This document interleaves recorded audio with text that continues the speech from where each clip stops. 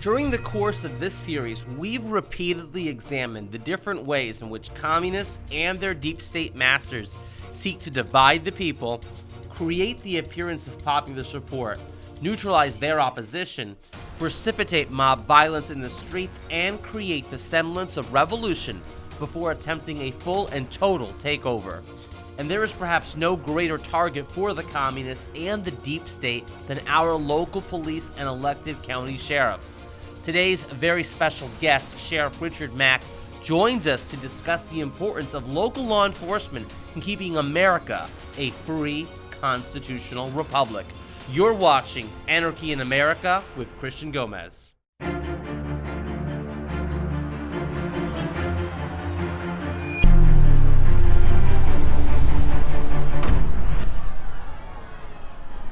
Joining us now is Sheriff Richard Mack, the founder of the Constitutional Sheriffs and Peace Officers Association. Thank you for joining us today on the show, Sheriff. Well, thanks for having me. It's a beautiful day for freedom. Absolutely. And speaking of freedom, back in 1994, you successfully challenged the federal government in court, in the Supreme Court actually, over the constitutionality of provisions of the Brady Act that required the chief law enforcement officer, sheriff such as yourself at the time in Graham County, Arizona, to conduct background checks on individuals seeking to purchase handguns. Now with the Biden administration in power and Biden saying that no rights are absolute, along with talk of creating a national gun registry and expanding background checks for all firearm purchases, where does the Second Amendment stand today, and what can and should sheriffs and police do should any new laws be passed along Biden's ideology or executive orders passed? Well, yes, Biden would have to say that, or he would be admitting that he's a criminal. So he has to try to pretend with this propaganda scheme that there are no rights that are absolute. He obviously doesn't understand the history of the Bill of Rights, because that's exactly what the Founding Fathers' intent was to show government. In fact, Patrick Henry and John Hancock and Sam Adams went to Madison and said, hey, the Constitution didn't go far enough. We don't have a Declaration of Rights. And this would be similar to that of the Magna Carta of 1215, where there is a list of things that government could not do. And I shouldn't call it things. There were a list of principles of liberty that government could never trifle with, that government could never violate. And I call it the list of the untouchables. This is what government can absolutely not touch. They can't legislate these things. And the first thing Biden and his people are going to say is, well, even freedom of speech is not absolute. You can't yell fire in a crowded theater and then think you didn't commit a crime. That is a crime, just like the Second Amendment. If you misuse a gun, that's a crime. You still get to go after people who commit crimes with guns. You can do that also with people who commit crimes with their mouth. But until then, it is absolute, and government must stay out of it. And so this thing about Biden and his team using the brainwashing to convince us all that it's okay to violate the Second Amendment because no right is absolute. Well, that is completely contrary to the intent of the Bill of Rights and those who penned those rights. And there's about 28 rights detailed in the Bill of Rights. And yes, they are all absolute, God-given, innate, natural rights that government has only one role to be involved with any of them, and that is to protect and guarantee them for the people. Now, and that's, of course, the Democrats and Biden will never get that. And speaking of the Democrats and Biden, shortly after the George Cahill in Minnesota announced the guilty verdict of former police officer Derek Chauvin, that same day, Biden and Kamala Harris spoke from the White House endorsing the George Floyd Justice in Policing Act, which Kamala Harris actually helped write that law back last year when she was in the Senate. Now, where do you, from a law enforcement standpoint, where do you stand on this George Floyd Justice in Policing Act? Well, it shouldn't even be in existence. And where I stand is that the Democrats, including Biden and Maxine Waters, made a farce of the trial. I actually agreed with the verdict, and I actually agreed that Chauvin committed a crime, and he didn't. Obviously, second-degree murder. I'm not sure it rose to that level, but I believe that the verdict was pretty much correct. However, we now see that because of the publicity done from the president and especially Maxine Waters, I believe he's already put in for a new trial because it was a mistrial. And uh, this was the message to the jurors. If you don't side with us, and this was plain, this was really plain for BLM and other politicians. If you don't side with us on your verdict, then you and your families will be in danger. And since when do we do that in America? I don't believe he got a fair trial. And we need to keep politicians out of the courtroom and let justice take its place. You know, people were rioting in the streets because of what happened to him, and they were demanding justice. Everything that was supposed to be happening for the wheels of justice to turn in this case were happening faster than any time I've ever seen it in my entire police career. The wheels of justice were turning just exactly as they should have been, but no one, not Obama, not Biden, not Kamala Harris, no one would come out and point that out to the people that were rioting and committing crimes all across America in supposed defense of liberty, in defense of justice. If you want justice, go home and let the wheels of justice turn as they should, which they were doing in this case.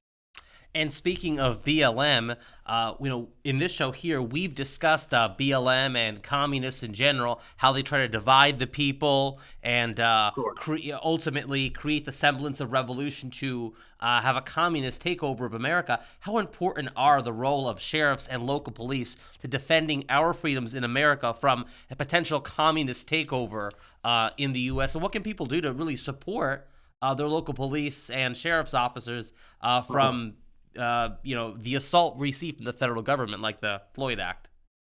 The people should be working just like this. It is a union, it is a partnership, it is a cooperative effort with the people and the sheriffs and local officials to erect the barriers against the encroachments of the national authority. That's a quote from James Madison. The sheriffs of this country have already stood strongly against gun control. 300 sheriffs or more now have sent letters to Biden saying that they will not allow any more gun control from the federal government in their counties. That happened after the Sandy Hook shootings also back in 2011. This is amazing stuff. The sheriffs have already changed history. Sheriff Prince and I and a few other sheriffs changed history back in 1997 when we won at the U.S. Supreme Court and we shut down the Brady Bill movement when there were 5 Brady bills scheduled to be passed. Our lawsuits seemed to have stopped Brady Bills 2, 3, 4, and 5, and we got number 1 ruled unconstitutional, at least most of it. See, we all took the same oath. The judges, the legislatures, all the executive branch, which sheriffs are a part of, and we promised to uphold and defend the Constitution. Those who violate that should be prosecuted for perjury and maybe even treason. Those are all crimes. We're supposed to be upholding and defending the supreme law of the land. We have a lot of sheriffs that are actually doing that. Where I want to see sheriffs take it to the next level is they will not cooperate with gun control. Many of them have already said that, and I believe the Second Amendment, protection of the Second Amendment, will unite the sheriffs a great deal all across America. However, I want to see the sheriffs take it a little bit higher with their commitment to not allow anyone in their counties to initiate or enforce gun control acts, as you said. They're not laws. They can't be laws because they're unlawful and they're unconstitutional and of no force, just like we learned in Marbury versus Madison. So the sheriffs must stand. The sheriffs can stop gun control. They can stop the abuse of the IRS and many other bureaucrats from Washington, D.C. They are the ultimate Clio. They are the chief law enforcement over the county. The Brady bill even calls us sheriffs who did the lawsuit. They called us the Clios. That is exactly what we are.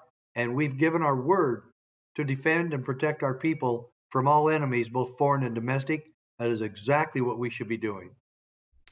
Absolutely, and that's great stuff right there. Of course, Article 6 of the U.S. Constitution states that only those laws which are made in pursuance to the Constitution are the supreme law of the land. And such laws that are being Amen. proposed right now, like the George Floyd Justice and Policing Act or gun control measures, whether through executive order or congressional acts, they're not constitutional, and sheriffs do need to stand.